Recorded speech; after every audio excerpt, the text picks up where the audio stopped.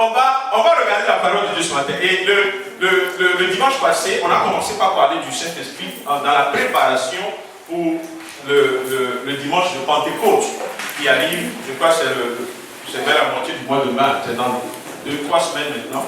On va célébrer la Pentecôte. Donc on a commencé par voir ce que c'est que la Pentecôte et poser certaines bases afin que, vous voyez, nous ne rentrons pas dans la Pentecôte par religion, mais que nous comprenions de quoi il s'agit. Amen. Donc ce matin, je vais essayer de résumer rapidement ce que j'ai dit la semaine dernière et puis revenir sur, tu peux passer le pas pour revenir sur le message, l'enseignement de ce matin. Ça ne marche pas.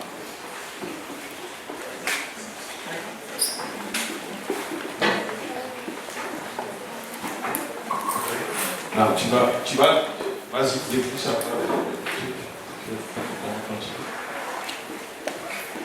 Ok, donc on a dit qu'on a vu, c'était les textes clés qu'on a utilisés, c'est Actes 2, chapitre, verset 1 à 4 que vous connaissez, c'est le jour de Pentecôte dans Actes des Apôtres. Ok, vas-y, on ne va pas lire tout ça, je vais juste faire un petit résumé. Ensuite, on a vu dans Deutéronome comment est-ce que 3 fois l'année, Dieu invitait tous les hommes à venir à Jérusalem pour des fêtes, où on les appelle aussi les festivals, qui se passent au milieu du peuple juif. Le troisième, on appelle le troisième, c'est dans le Lévitique, et ça parle en fait de la Pentecôte. Parce que ce qu'on voulait, on expliquait, c'est que la Pentecôte, ce n'est pas une fête qui est née au jour de la Pentecôte qu'on connaît dans les Apôtres. En fait, c'est une fête qui est célébrée, tu peux relever là, qui est célébrée depuis dans la culture des Juifs. Donc, ils avaient 3 festivals et qui, en fait, rapidement, il faut préciser, étaient juste l'ombre de ce qui allait venir. Donc, tout ce qui se passait dans l'Ancien Testament, donc, le premier était la fête des pains, sans levain qu'on appelle communément la Pâque. Donc, tout ce qui se passait pendant ce temps, vous connaissez le truc de Passover aussi, c'était juste une ombre de ce qui s'est passé à la Pâque quand Christ a été à la croix et mort à la croix. La deuxième fête, c'était la fête des semaines. Okay? Et c'est ça qui s'appelle la Pentecôte. En fait, c'est célébré cette semaine après la Pâque. Le mot que vous trouvez là-bas, c'est un mot que je l'aime bien là-bas. C'est pas grave. On n'a pas besoin de... En fait, la troisième, c'est la fête des tabernacles. Et bon, ce qui nous intéresse, c'est la deuxième, qui est la fête des Pentecôtes que les Hébreux célébraient 7 semaines après la Pâque. Et donc, on va voir ce que ça signifiait dans le temps. Donc, on va dire dans l'ancienne alliance, c'était une fête pour célébrer les nouvelles récoltes, c'est-à-dire les prémices des nouvelles récoltes, surtout du blé. Donc, ils en faisaient avoir des tiges de blé et de pain qu'ils présentaient à Dieu. Ok?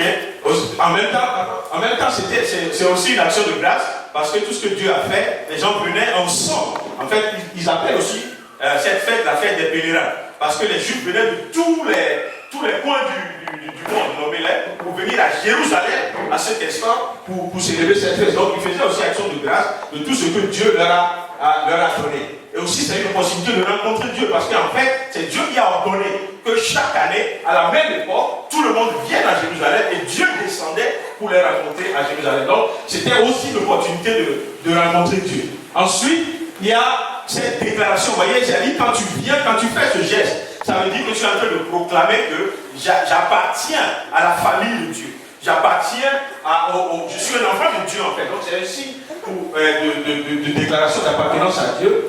Et ensuite, la même fête, vous voyez, était célébrée aussi pour célébrer la Torah, qui est l'ensemble des lois que Dieu a données à son peuple. Donc en parlant des lois que Dieu leur a données pour les conduire, on conclut que c'était le départ d'une alliance nouvelle avec le peuple de Dieu. Donc, on a vu dans l'Ancien Testament ce qui se passait à la fête du Pentecôte.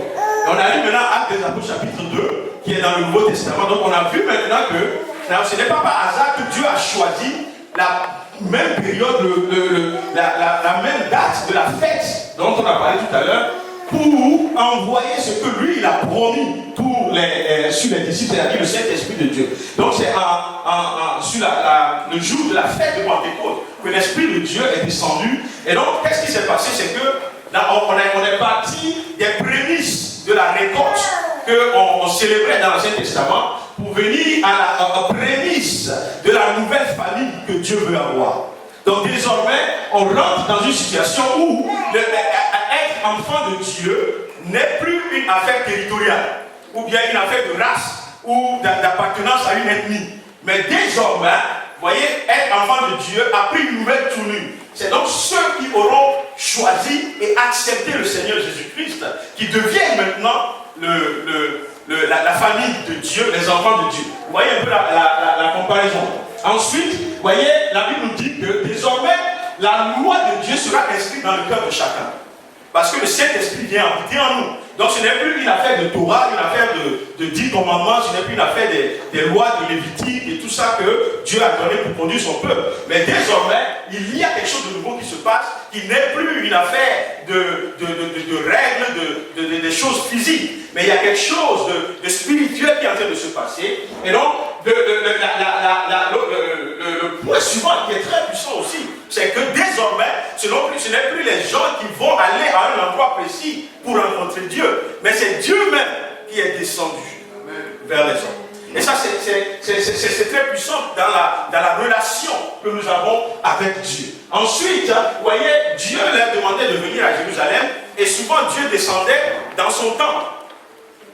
Dieu descendait dans le temple de Dieu. C'est là où Dieu descend. Mais aujourd'hui, vous voyez, Dieu n'a plus de temple. Il dit qu'il fait de toi son temple. Parce qu'il vient habiter en toi. Est-ce que vous comprenez un peu? Donc Dieu fait de toi désormais son habitation. Et il déploie maintenant toute son autorité, la puissance de Dieu, tout ce que Dieu pouvait faire dans le passé. Il dit maintenant c'est en toi, à travers toi, que je vais déployer mon autorité. Donc, toi et moi, qui sommes devenus les nouveaux types d'enfants de Dieu, c'est aussi nous que Dieu veut utiliser pour accomplir de grandes choses dans nos maisons, dans nos vies, dans nos nations. On a parlé de nos nations la dernière fois, il n'est pas revenir sur ça aujourd'hui. Et donc, voilà ce qu'on a vu. On a vu le dimanche passé. Est-ce que ça va un peu bien résumé? Vous suivez un peu? Non, on va continuer aujourd'hui. J'ai intitulé ceci la Pentecôte 2. Ok, mais tu vas arrêter juste. On va voir tous les tests que j'ai. Ok, donc le premier test, le Acte des Apôtres 2, 1, 4, ça demeure parce que c'est le test clé qu'on va regarder juste à la période de la Pentecôte. Ensuite, j'ai mis Exode 3, 2 à 4, il dit l'ange de l'Éternel lui apparut dans une flamme de feu, au milieu d'un buisson. Moïse regarda et voici le buisson était tout en feu. Et le buisson ne se consumait point. Moïse dit, je veux me détourner pour voir quelle est cette grande vision et pourquoi le buisson ne se consume point. L'Éternel vit qu'il se détournait pour voir et Dieu l'appela du milieu du buisson et dit, Moïse, Moïse, et il répondit, me voici. Alléluia. Et puis Apocalypse 5, 9, il dit, l'agneau de Dieu a été immolé et a racheté pour Dieu par son sang des hommes de toute tribu, de toute langue, de tout peuple, de toute nation. Il a fait d'eux un royaume et des sacrificateurs pour notre Dieu, et ils régneront sur la terre. Est-ce que vous comprenez un peu qui va régner sur la terre? Vous saisissez un peu, n'est-ce pas? Ok, c'est aussi une promesse de Dieu. Donc, qu'est-ce qu'on va faire ce matin? Je vais regarder un peu en Actes chapitre 2. La Bible nous dit qu'au verset 2, il nous dit tout à coup qu'il vint du ciel un bruit comme celui d'un vent impétueux. Et il remplit toute la maison où ils étaient assis. Et des langues semblables à des langues de feu leur apparurent séparées les unes des autres. Donc, ce que je veux regarder ce matin, c'est comment est-ce que le Saint-Esprit, dans quelles conditions l'Esprit de Dieu est descendu au jour de la Pentecôte. Donc, il y a deux choses qu'on va regarder ici rapidement. La première des choses, c'est qu'il nous parle d'un vent impétueux. N'est-ce pas? Et puis il nous parle des langues semblables à des langues de feu. Donc il y a deux choses que nous allons regarder. Et comme on l'a fait le dimanche dernier, on va voir un peu la comparaison. La première des choses qu'on va voir, vous voyez, dans l'Ancien Testament, le mot qui est utilisé pour décrire le Saint-Esprit, c'est le mot roi. Vous connaissez ça, n'est-ce pas? Donc il dit, j'ai dit roi est un mot hébreu qui signifie souffler. Mais ça ne suffit pas souffler pour souffler, parce qu'il y a quelque chose de plus puissant dans la signification du roi, c'est que c'est une manière de faire sortir de l'air avec force, mais c'est-à-dire de souffler avec une certaine violence. Et c'est de l'air en mouvement, c'est comme un vent violent, et c'est quelque chose qui relâche en fait de l'énergie. Et le Saint-Esprit est décrit dans le Saint-Testament avec tous ces termes. C'est-à-dire que l'Esprit de Dieu est en réalité quelque chose en mouvement, mais pas quelque chose, bon, je vais revenir ça après, mais l'Esprit de Dieu est représenté par un vent qui est puissant, qui est fort, qui est en mouvement, un vent que la Bible parle souvent du souffle de Dieu. Il dit quand Dieu souffle, il y a quelque chose qui se passe. Regardez. Okay. Au moment du déluge, alors que quand tout a été inondé, à un moment donné, la Bible nous dit que Noé et puis sa famille et tous les animaux qu'il a mis dans la barque étaient sous l'eau. Et puis à un moment donné, Dieu s'est rappelé que en fait, tout ce monde que j'ai sauvé sont encore sur l'eau. Et qu'est-ce que la Bible nous dit? La Bible nous dit Dieu a fait souffler un vent. Et qu'est-ce qui s'est passé? L'eau a tari. L'eau a disparu, afin que la barque puisse accoster sur le sol et que le groupe pas de personnes seulement, le groupe que Dieu a sauvé puisse sortir de la barque. Donc ça c'est un des signes de la puissance du souffle de Dieu. Et on retrouve la même chose au bord des eaux de la mer Rouge. Quand les Israélites sont venus au bord de l'eau, vous voyez, la Bible nous dit que Dieu a fait envoyer un vent. Le souffle de Dieu a séparé les eaux en deux. N'est-ce pas? Et donc, quand les eaux étaient séparées en deux, le peuple d'Israël, je vais vous dire quelque chose qui m'a fait un peu tiquer quand je disais, je préparais ça. J'espère que je vais retrouver ça pour vous dire ça. Parce que vous voyez, le monde, je vais vous dire ce que c'est après. Mais je vais vous lire d'abord. Il dit, et le vent ouvrit la mer Rouge pour Moïse et les siens. Il dit certains miracles de la Bible peuvent s'expliquer par la mécanique des fluides. Est-ce qu'il y a quelqu'un qui a fait la science des fluides ici? Philippe? Ok, donc tu vas nous expliquer tout à l'heure. Tu vas nous expliquer. Ça, il dit les eaux de la mer Rouge pourraient bien être réellement ouvertes devant les Hébreux, tout juste affranchis du joug du Pharaon. Et ce ne serait pas surnaturel, selon une nouvelle étude américaine. Vous suivez un peu? Là, il dit, peut-on expliquer ce miracle par des principes physiques? Bon, je vais arrêter parce qu'il y a des gens qui vont décourager. Mais non, ce que je suis en train de lire, c'est une étude scientifique. Donc les gens, ils essaient d'expliquer que d'une manière, je ne sais pas comment, et puis la science des fluides a reconnu que les Israélites étaient au bord de l'eau et que le pharaon était derrière eux, et puis le mécanisme des fluides s'est mis en opération, et puis la mer s'est fendue en deux, et puis dès que les Israélites sont passés, les fluides ont encore opéré d'une manière naturelle, et puis l'eau est revenue sur les Égyptiens. Pourquoi? Parce qu'il est impossible alors de croire que Dieu peut souffler et que la mer peut se fendre en deux. Il est impossible à un homme qui n'est pas spirituel, qui n'a pas de révélation, qui ne connaisse pas les choses de Dieu, qui n'a jamais fait l'expérience de Dieu, qui n'a pas marché avec Dieu, qui n'a point ouvert ses oreilles pour écouter les témoignages de ce que Dieu a déjà fait, il est impossible que cet homme compréhende.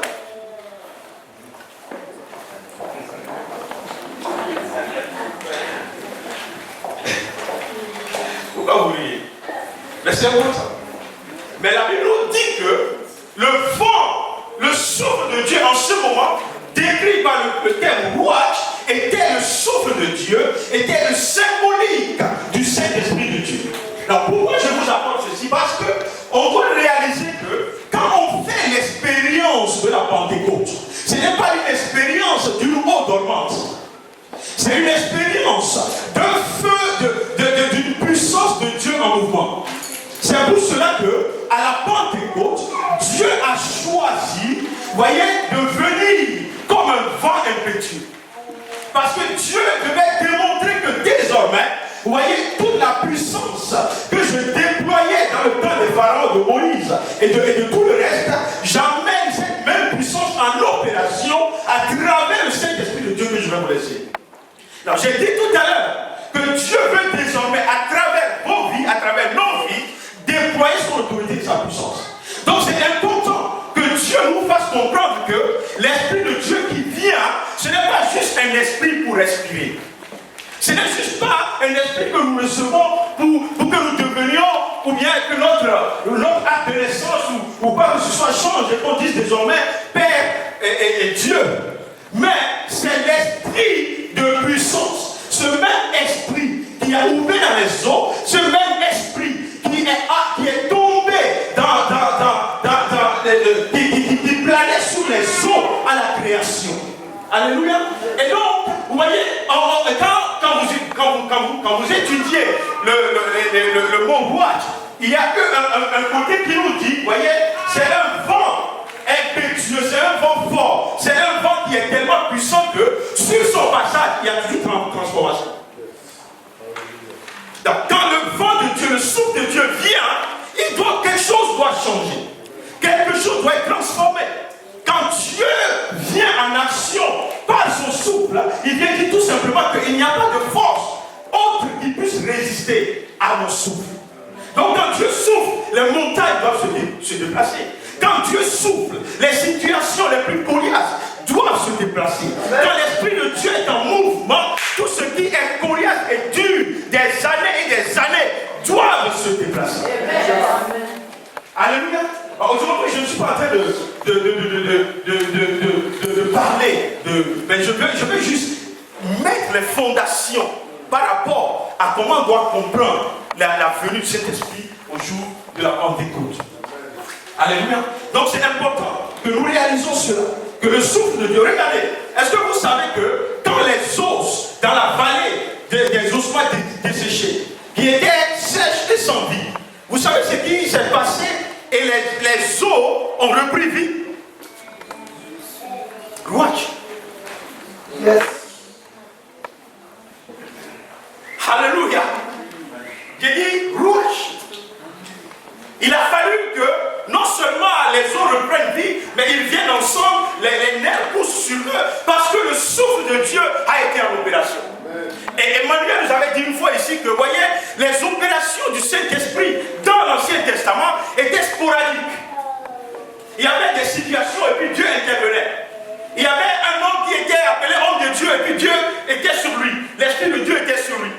Mais on arrive maintenant dans une autre dispensation, qui est la dispensation du Saint-Esprit de Dieu. On arrive dans l'ère du Saint-Esprit où désormais les promesses dans Joël 2 sont accomplies.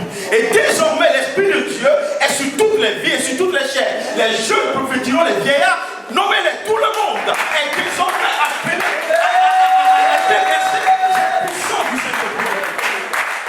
Et donc toi le monde à comprendre que l'esprit que nous recevons, quand nous avons le baptême du Saint-Esprit, l'esprit que nous recevons à Pentecôte, ceux qui ont fait l'expérience, ceux qui n'ont pas encore fait, ils le feront. Mais l'esprit que nous recevons, ce n'est pas un esprit pour nous faire du bien, pour nous faire tressaillir seulement de joie. On est joyeux, on est content. Non, non, non, non. Il y a plus que ça. Il y a la puissance, comment ils appellent ça, le dynamisme de Dieu qui est en opération à travers l'Esprit Saint de Dieu. Alléluia. Et donc, il n'y a plus de vallée d'ossements desséchés que l'on doit laisser comme ça. Quelque chose doit se passer. Donc, à commencer par ta propre vie. Je dis, quand je lis ces choses, quand je découvre ce genre de révélation, vous voyez, tu es fâché contre toi-même. Tu te dis, vous voyez, je n'ai même pas besoin, je n'ai pas besoin d'un prophète, d'un pasteur et toutes ces choses. Parce que j'ai le Saint-Esprit de Dieu. J'ai reçu la même force qui agit en eux. Moi aussi je l'ai reçu. Donc, quand je regarde ma situation, je ne me tais plus. Alice disait tout à l'heure, aujourd'hui un chrétien ne se tait pas. C'est la vérité. Le temps arrive où, vous voyez, le souffle de Dieu à travers ce que tu as reçu, le Saint-Esprit que tu as reçu, tu es désormais appelé à prophétiser sur les ossements de Jésus dans ta vie. Les situations, n'attends pas quelqu'un. Il y a des moments où on va dire, ah oui, il y a longtemps, ouais, pasteur, tu n'es pas passé. Oui, je ne suis pas passé, mais tout ce temps que je ne suis pas passé, prophétise sur ta vie. Amen. Déclare quelque chose. Le Saint-Esprit est disponible pour toi. Amen. Et donc, je ne veux pas sortir trop de mon cadre. Ce que je suis en train de dire, c'est que c'est pour nous montrer que la puissance de Dieu est en opération au Saint-Esprit. Et si Dieu voulait montrer ça, quand il est venu comme un vent impétueux au jour de la Pentecôte. Deuxième des choses, avant de prendre vers la fin d'aujourd'hui, il parle des lampes de feu. Alléluia. Et donc, Dieu a choisi aussi de se révéler le jour de la Pentecôte comme sous la forme du feu. Donc, il faut que nous puissions regarder aussi rapidement le symbolique de feu. N'est-ce pas? Et le passage d'Exode 3 nous dit clairement que l'ange de l'Éternel lui apparut dans une flamme de feu. Est-ce que vous savez que quand on parle, dans l'Ancien Testament, quand on parle de l'ange de l'Éternel, on est en train de parler de Dieu lui-même. On est en train de parler de Jésus-Christ, en fait, qui intervient. Donc, quand il dit l'ange de l'Éternel qui apparaît dans une flamme de feu, au milieu d'un buisson, bon, si vous connaissez ce passage, vous savez que Dieu lui-même est descendu. Parce que c'est du buisson que Dieu a appelé Moïse, n'est-ce pas? Ça veut dire Moïse regardait et voici le buisson était tout en feu. Alors, Dieu pouvait apparaître à Moïse sous une autre forme. Ou bien dans une autre situation. Dieu n'avait pas besoin de choisir le feu. Amen. Là, vous remarquerez aussi que je cherche ma... Merci. Vous remarquerez aussi que, vous voyez, quand on parle du Saint-Esprit, par exemple, le Saint-Esprit, il y a plusieurs formes que le Saint-Esprit peut prendre. Vous verrez par exemple le baptême de Christ, il est descendu sous la forme d'une colombe. N'est-ce pas? Là, le Saint-Esprit peut prendre aussi la forme de l'eau. Est-ce que vous voyez un peu? Donc, vous voyez, le jour de la Pentecôte, Dieu pouvait faire pleuvoir sur les apôtres, et puis, ils ont reçu le Saint-Esprit. Parce que le Saint-Esprit peut venir sous cette forme. Il pouvait même faire venir les doves, les colombes. C'est pourquoi je suis rappelé quelque chose. Vous connaissez quelqu'un qui s'appelle Tibi Joshua. Vous le connaissez? Bon, je ne vais pas aller à propos. Mais devant le lieu où il fait son culte, il a des doves, des colombes vivantes qui sont dans les cages. Tu vois? Donc, à des moments donnés, quand l'Esprit de Dieu vient en mouvement, les colombes sont relâchées.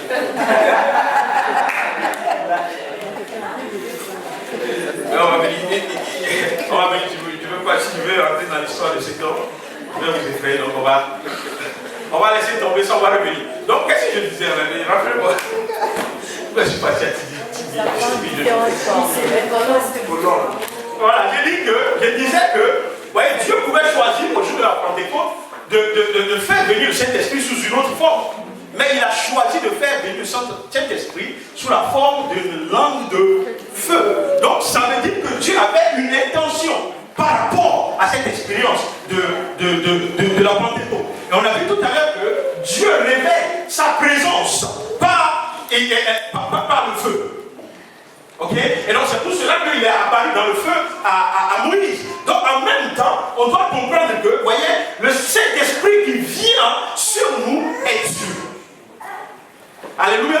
Là, il y a beaucoup de gens aujourd'hui, même dans l'église, de manière universelle, qui luttent avec le fait de reconnaître que l'Esprit de Dieu est Dieu. Alléluia. Est-ce que vous comprenez un peu?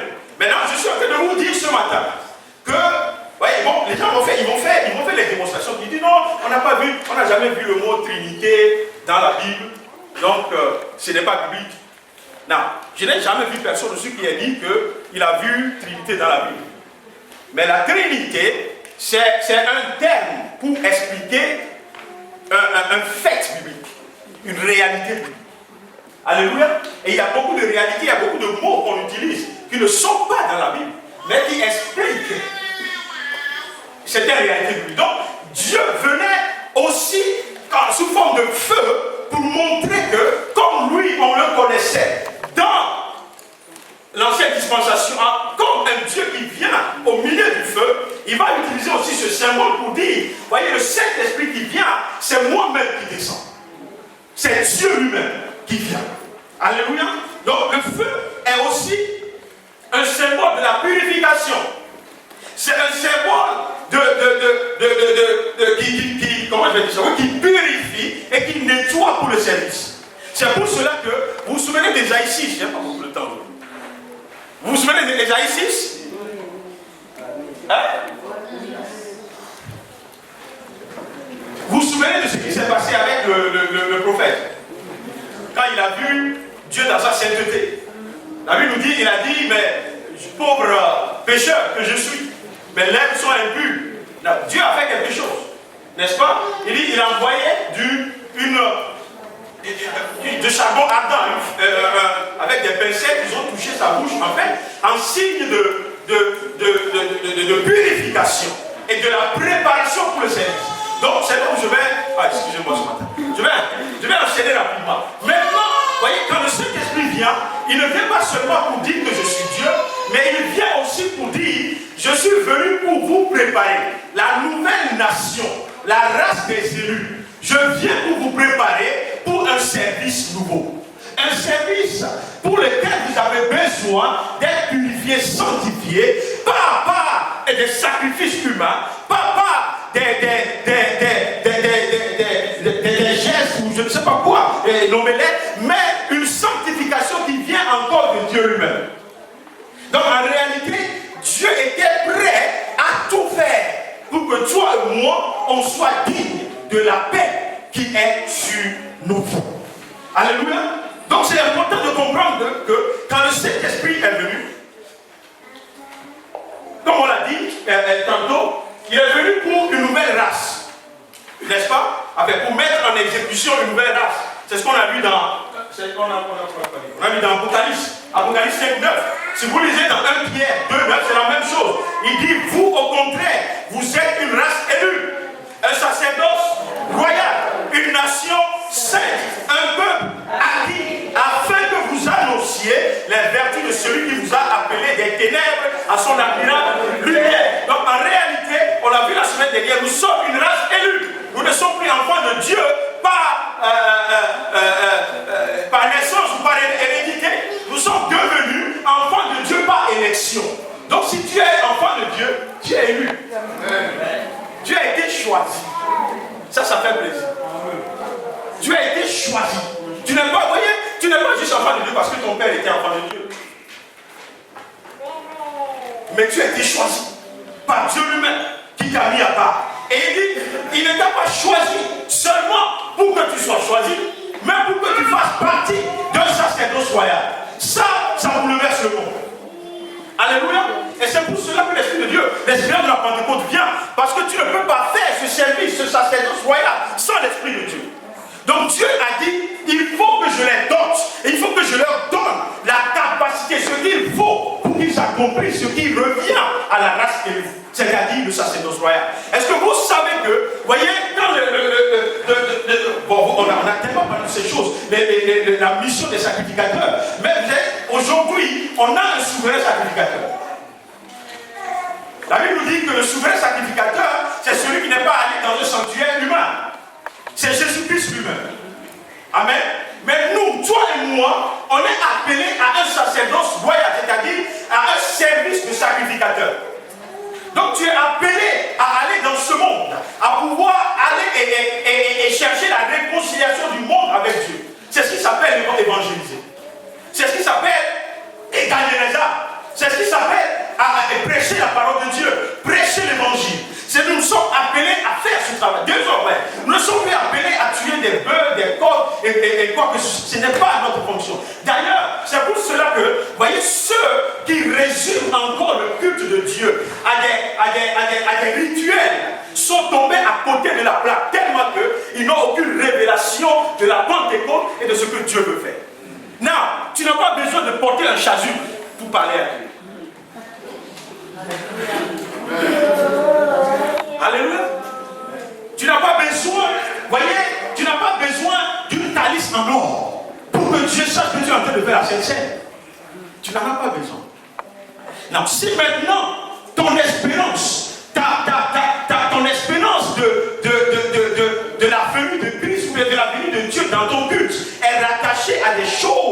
matériel, tu es tombé à côté.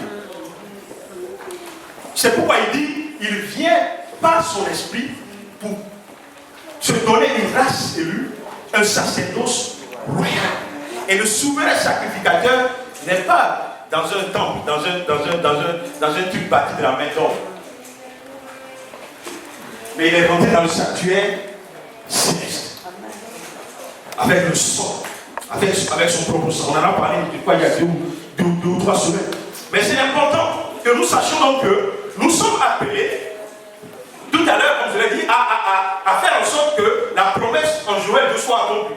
Mais aussi, nous sommes appelés donc au service de Dieu. Nous devons donc tous, nous sommes appelés à servir. Il n'y a plus de race, il n'y a pas d'élus dans élus.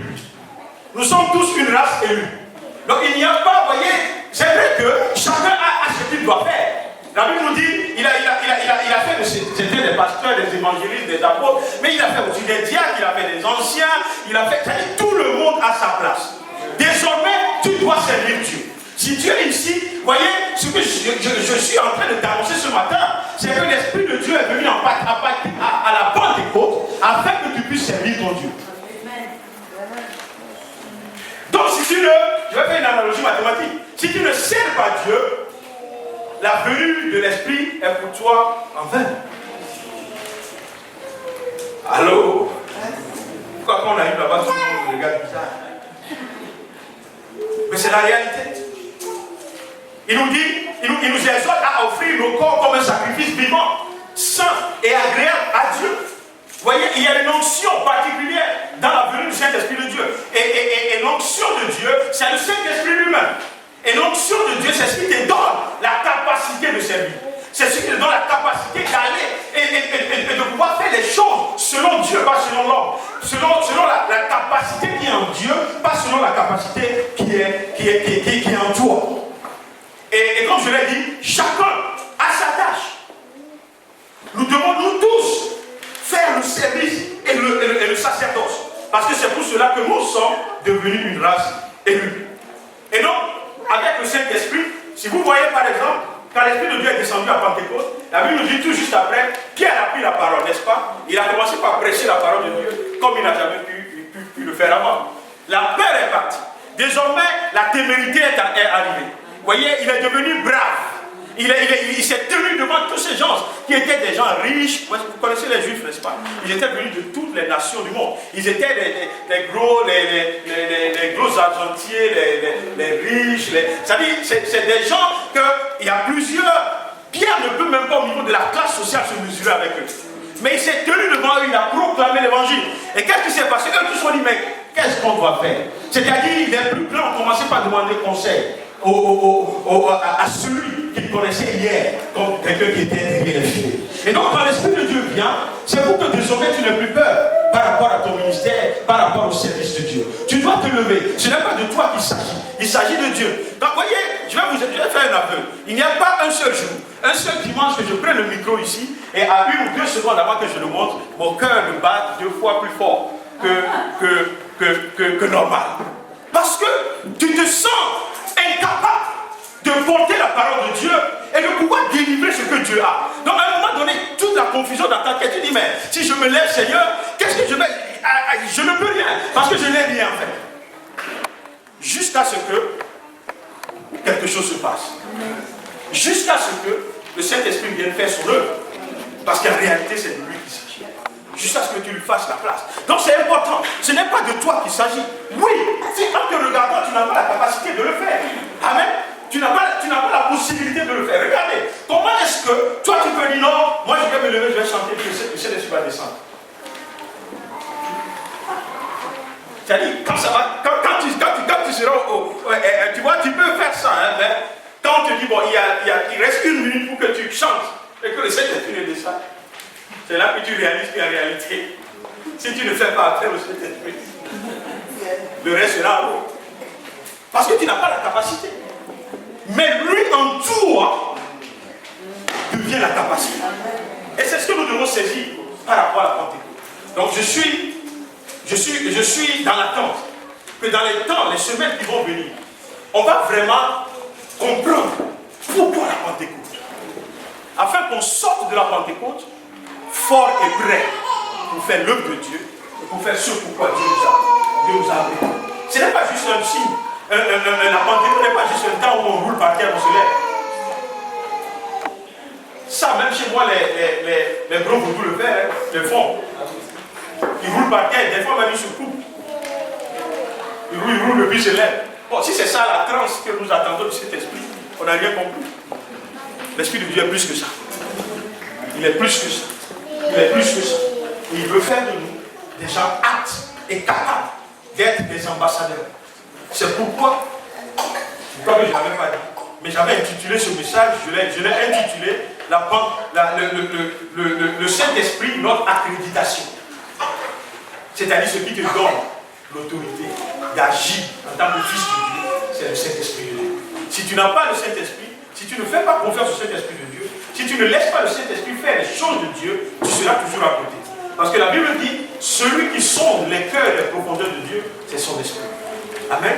Personne ne le connaît mieux que lui. Personne ne connaît Dieu mieux que le Saint-Esprit de Dieu. Amen. Il dit souvent, la manière dont le cœur de Dieu bat, le Saint-Esprit est au courant. Dans ce que Dieu veut, à la minute près, le Saint-Esprit est au courant. Donc la sagesse même veut que nous comprenions que nous devons marcher avec l'Esprit Saint de Dieu. Alléluia. Je vais conclure en disant que, puisque nous avons des dons différents, selon la grâce qui nous a été accordée, que celui qui a le don de prophétie l'exerce selon l'analogie de la foi. Que celui qui est appelé au ministère s'attache à son ministère. Que celui qui enseigne s'attache à son enseignement. Que celui qui exhorte à l'exhortation. Que celui qui donne le fasse avec libéralité. Que celui qui prédit le fasse avec zèle. Que celui qui pratique la miséricorde le fasse avec joie. Mais faisons toutes choses dans la crainte de Dieu. C'est pour cela qu'on ne doit pas trouver parmi nous des faux prophètes. Si Dieu n'a pas dit, Dieu n'a pas dit. Parce que même si Dieu a dit, Dieu ne va pas faire ce que tu as dit, que Dieu a dit. Parce qu'en réalité, Dieu n'a pas dit. Et comme Dieu n'a pas dit, il n'est pas lié à ce que lui n'a pas dit. Il est lié à sa parole. Nous devons craindre Dieu. Des fois, je regarde et puis je dis, mais Seigneur, la chose que je désire le plus, c'est d'avoir la crainte de Dieu. D'une telle manière que, même si ma pensée me dit de faire quelque chose qui n'est pas de Dieu, je me résous quand même à ne pas le faire. Parce que j'ai la crainte de Dieu. Donc je ne peux pas, et nous ne pouvons pas, jouer avec la vie des uns et des autres. Le temps est arrivé où tu dois savoir que le Saint-Esprit est un esprit de feu. C'est un esprit qui justifie, qui sanctifie, qui purifie. Donc quand tu fais le ministère avec ta soeur, même dans le secret, n'abuse pas. Parce que là où tu es, le Saint-Esprit te regarde. Alléluia. Si Dieu ne t'a pas donné une parole pour ta soeur, ne lui donne pas. Tu n'as pas besoin de l'impressionner. Parce que tu détruis au lieu de bâtir. Au lieu d'édifier, tu détruis. Alléluia. Donc le temps va arriver. On va comprendre ces choses. Que voyez, quand Pierre s'est levé et qu'il a commencé par prêcher, voyez, il n'avait pas d'autre ambition que de passer le message de l'évangile. C'est tout ce qu'il voulait faire. Leur rappeler que Christ a été et il est mort à cause de vos péchés et qu'il est ressuscité et que voici ce qui doit se passer. C'est tout cela, c'est tout ça notre motivation. Ni l'argent, ni les grades, ni l'honneur, non mais là. Aujourd'hui, en Afrique, beaucoup d'entre nous venons d'Afrique, il y a plein qui ont bien commencé et qui terminent mal. À cause, des fois c'est des fausses prophéties qu'on leur a données. Il y a des gens, on leur a dit, Dieu a dit que tu dois avoir un jet privé. Donc il se donne une année pour tromper son peuple, pour les soutirer ce qu'il doit soutirer. Il doit mentir pour dire, Dieu a dit dans cette salle tout à l'heure, il y a 10 000 personnes, il y a 100 personnes qui doivent donner 2 000 pounds. Et puis quand finalement 60 personnes sortent, il va dire, oui, Dieu a dit que les 40 autres vont donner 1000. Regardez, Pierre vivant, nous on n'est pas dans ces choses. Dieu élève quand il élève.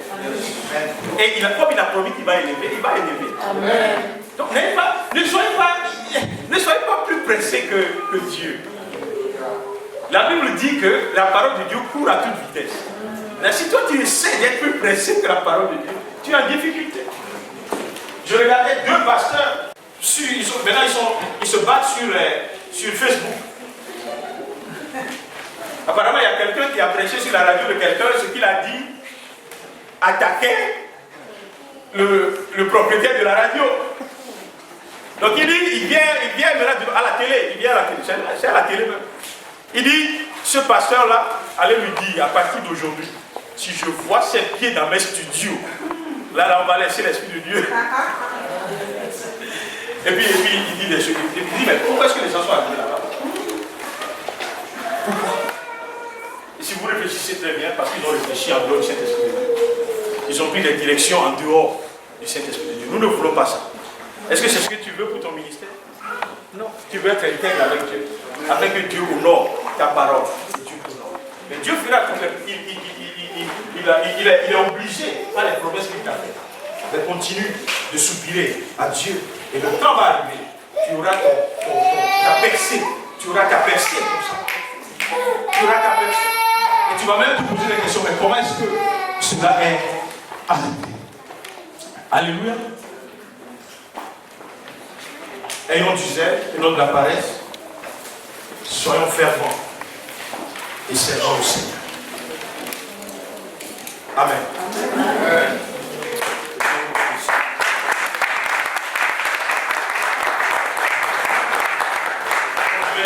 Je recommande vraiment ce livre, Knowing the Spirit, qui est de la série de Sword of the Spirit de Colin Knight. Ça vous permet de... C'est-à-dire qu'il a fait tout le travail que tu aurais pu faire en étudiant ta vie par rapport au Saint-Esprit de Dieu. Lisez ces choses, familiarisez-vous, parce qu'on va rentrer dans un temps où il y a tellement de fake que c'est difficile de discerner le vrai si tu n'as pas la révélation, si tu ne connais pas la parole de Dieu. Il y en a plein de fake qui sont partout et qui agissent maintenant au nom de Jésus-Christ. Amen. Amen. God bless you.